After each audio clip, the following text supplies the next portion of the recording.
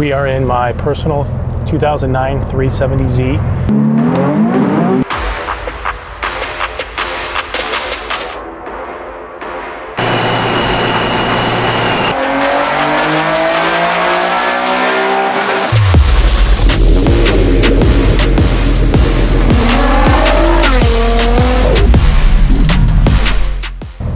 All right, guys, we are in my personal 2009 370Z. This is turbocharged. It's got a fast intentions twin turbo kit on it. And approximately about 4 years ago, right when COVID hit, Charles from CJM approached me and said, hey man, what do you think about putting a DCT in a car, specifically of course the 370Z? And I said, yeah, I'd be down to do that. Let's do it. So Charles put together all the hardware. I sourced a BMW 7-speed DCT transmission, and with the help from AGECU, not a super well-known DCT trans controller, I happened to use it because when I found this transmission, it had the DKG ECU with it. So stuck with it, got it to work. Fast forward to about 4 years later, I didn't spend a whole lot of time on this project. It was on and off, a few hours here on the weekend, a few hours there, figuring out all the wiring. Got to actually fix some of the wiring that was already done inside the trans and got a really good understanding of how all this stuff works. So really I've been itching and dying to get this thing back at the track and get it dialed in. So it's just been serving somewhat of a just daily driver setup whenever I get a chance to drive it. So this car did start off as a manual transmission car. Pretty simple enough to add the factory automatic paddles. That's what I've got here. And I have a BMW shifter as well. So we're using this to shift into neutral, reverse, and drive, and our paddles essentially just allow us to go upshift, downshift. I do want to make a nice little cover for this bad boy. I just haven't had the time, and all I would have is just basically buttons to put this thing in from neutral, reverse, and drive. Pretty straightforward. I put the gear indicator in here so you can see it's in neutral right now, and really we just slide the shifter over to the left, and you can either upshift it by clicking on the paddle up or down, and then that puts us into first gear. So we're locked into first, and let's go for a little drive.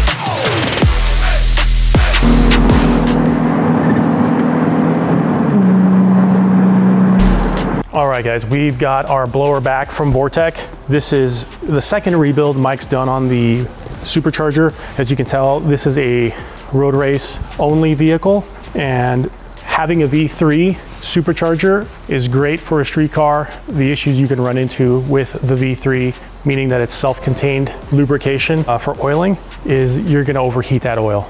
Especially if you're out there on the track, just beating the crap out of this thing, you can only expect so much life out of that oil, and things are gonna get damaged. So what we've gone ahead and what we requested from Vortec was, besides rebuilding it, we're gonna upgrade it to the SI, but more importantly, we're reverting back to a V2. And it's not so much a step backwards, but what the V2 is that the V2 series of superchargers from Vortec get fed engine oil. So we're gonna tap in to an engine oil pressure source off of this VQ, and we're gonna feed it. And then we're also gonna have a drain that's gonna come off this bad boy that we have here, and that's gonna go back into our oil pan. So Vortec sent us the 350Z stuff off their kit, so we'll see if we can make this work.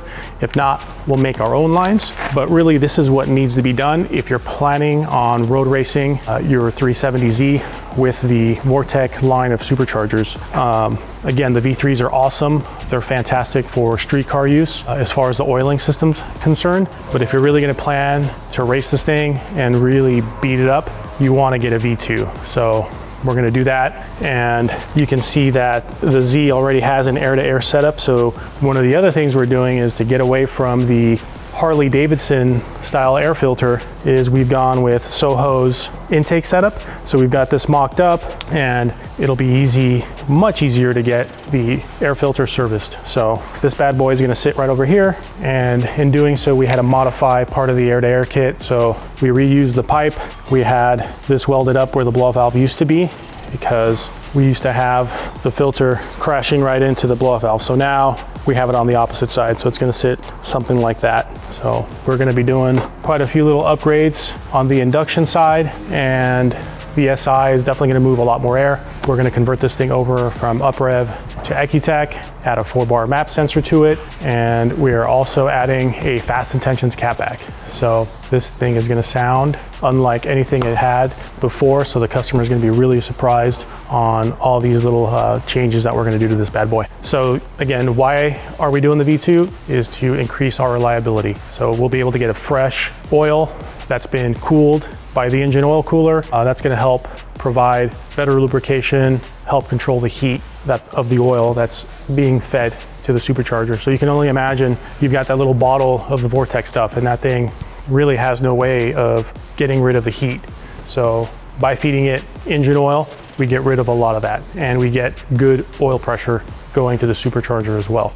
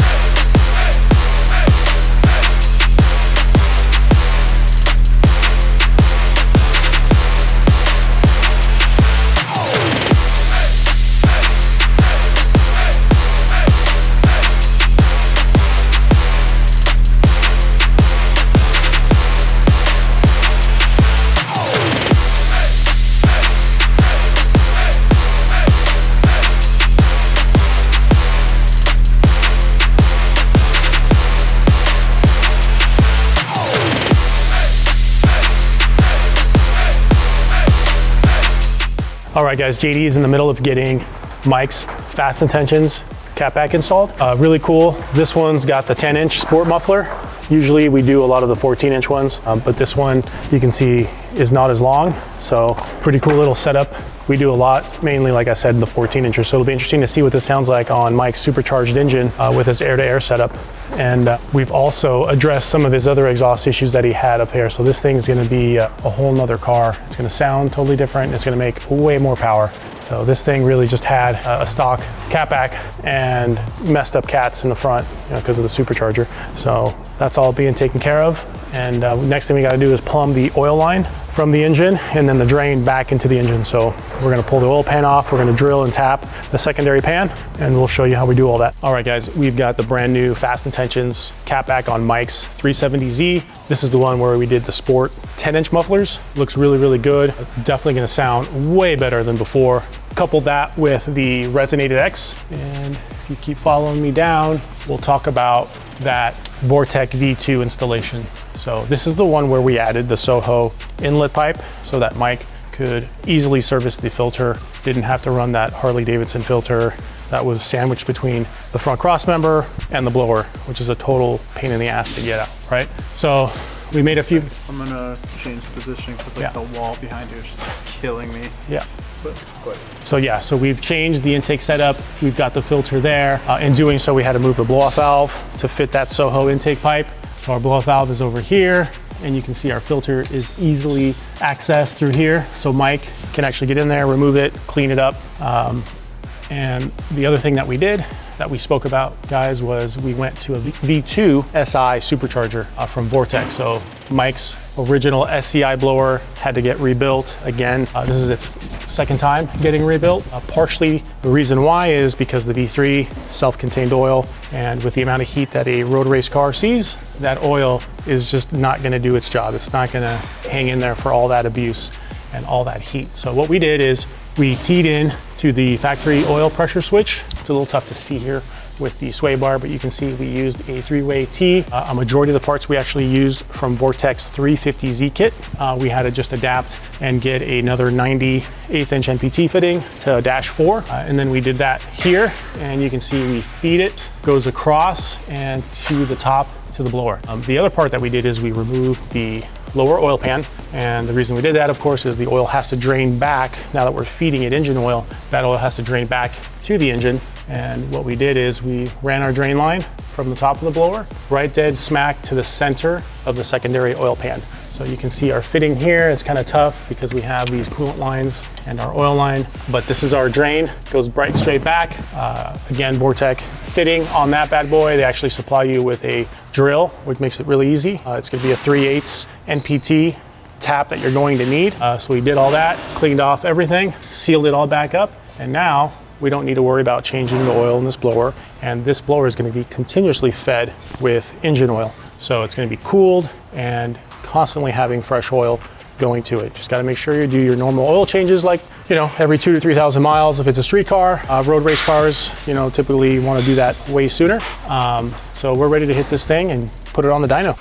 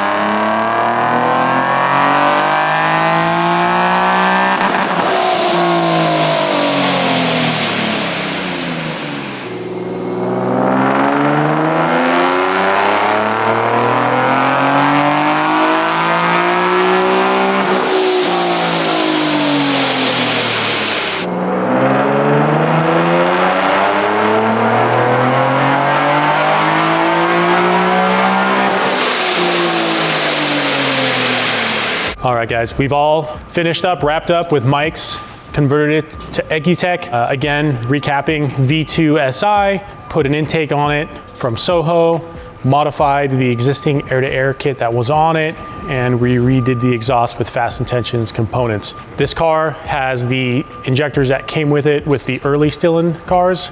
They were the DU injectors. They're about 600 cc. Still has that Walbro 255 fuel pump in it, so it's the factory returnless system is still there. And knowing that, we didn't want to go too crazy, so we left the pulley combination with the SI alone, seeing that this car was going to be only running 91 on the returnless system and getting beat up at the track. We opted for keeping the boost lower. So we ended up about 7 pounds of boost, a little lower than I was expecting. I thought we'd make maybe about 8 or 9, but nonetheless did pretty good, seeing that what this thing's gonna be put up against. I'm pretty happy overall. The beautiful thing is we can always go in, put that smaller pulley in and bump up the power. At that point, I would definitely recommend going with a return fuel system, even on 91 octane, just because these supercharged setups consume more fuel, consume more power. So, damn it. Sorry. So for that reason, we'll leave it like this for now. With that being said, with the way this thing came in, it only came in making 295 wheel. So really what a almost stock 370Z makes. You know, it had a bunch of issues. The blower needed to get rebuilt. It had issues in the exhaust. The cats were clogged up. And you know, we made like almost 140 wheel more horsepower just with those little changes. And of course the potential's there to make way more with E85 return fuel system, so we can bump the power up no problem. So let's take a look at the dyno sheet. All right, so let's pull it up here, guys. Check this out. Blue was before. This is the way the car came in.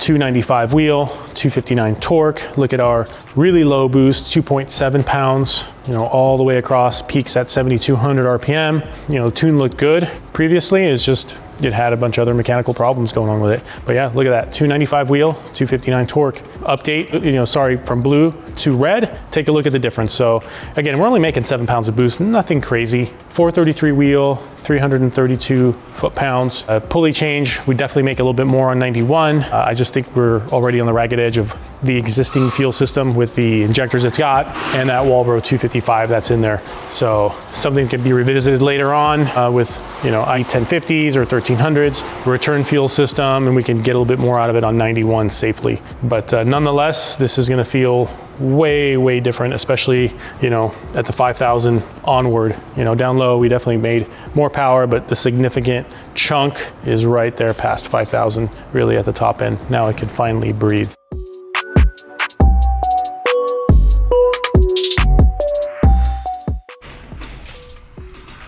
All right, guys, we are back at it with Mike's 370s. We're all power hungry, so Mike went ahead and gave us the go ahead to put in the 9 PSI pulley on the SI V2. And in order to do that, we needed to upgrade the fuel system. I wanted to do the injectors, but we can leave those injectors that are on there. They're the old school DW 600cc, 650cc injectors, but we were definitely running out of fuel system. So again, because a returnless system on a boosted application, we're just gonna have fuel pressure drop, especially at high RPM. So we've gone ahead and installed the CJM S1 return fuel system. We're keeping the factory rails in place.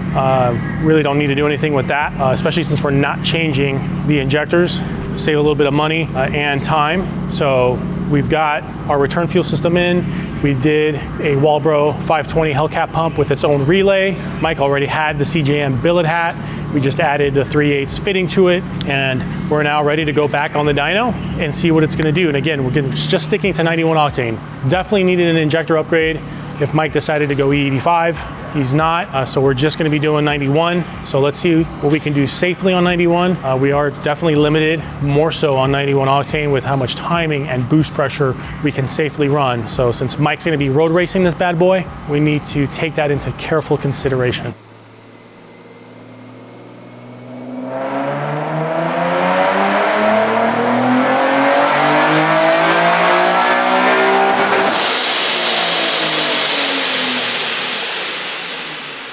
All right, so we're back on the dyno with Mike's 370Z. We went ahead and we installed the 9 PSI pulley onto this bad boy. We changed the belt over, got a belt that's nice and tight. We had initially run it with the existing belt that it had. Figured we'd give it a shot and try it, but we ran into a little bit of a belt slip issue. So making the boost it should. We'll recap, this thing does have the Soho intake that we added to it. You know, with any of these supercharged setups, the intakes are always going to rob a little bit of power. So you can't, it's hard to compare it with, you know, those turbo guard setups. You're gonna pull in way more air.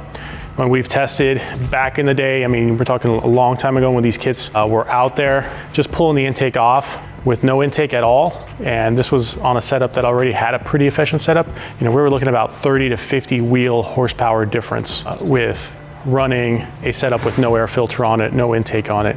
So pretty significant. But then again, we are on 91, so we're gonna use that to kind of keep the power in check for 91 octane. We don't wanna make a whole lot of boost on this bad boy. So we're right there, almost 9 pounds of boost. And I've got 3 different graphs up there of, you know, when the car came in and to where we had it at with the existing pulley that it had. So the standard 7-8 pound pulley from Stillen, and all in all did well, especially good for an automatic car, 91 octane, really all that you can really ask for on a setup like this. And you know, keeping all that into consideration, this thing is going to be road racing. So we'll have different maps in there depending on, you know, the track, you know, how hot it is that day. So we got to, you know, realize that 91 isn't forgiving, and not all 91 is created equally. So really good. I'm happy with it. Let's break down the dyno graphs and let's see what we got. All right, guys. So let's start with what we got going on here. I have 3 graphs showing horsepower and torque. We did a baseline on Mike's 370 when it first came in to see where things were at before we did anything. So baseline was really, really low. You wouldn't even know it was supercharged, right? So our peak boost was barely coming in at 3 pounds of boost, barely making, you know, really what a decent naturally aspirated car would make. So 297 wheel, 261 foot-pounds of torque. So definitely a lot of problems. So we found issues in the exhaust. The blower needed to get rebuilt, so that was sent out and we got it fixed, converted it to a V2 SI, and what we ended up doing then was leaving all the pulleys, all that alone. I didn't want to be making way too much boost on a setup like this on 91 octane, because there's instances where you're making 10, 11, even 12 pounds of boost on 91, and it's just a lot too much, especially, you know, with a road race application like this. So leaving it all, we got about 435 wheel, 7 pounds of boost, 333 foot-pounds of torque, and Mike wanted a little bit more. You know, I don't blame him. So we went ahead and just swapped out the pulley, changed out the belt, and brought us almost to 9 pounds. So 8.3, and got about 483 out of it and 365. So pretty significant difference. You're gonna see, and Mike's gonna feel this since last time he drove it, but you know, comparing it to the blue graph and our red graph is just tremendous. So, you know, we picked up almost 200 wheel, you know, so not too shabby, right? So you can't complain about that.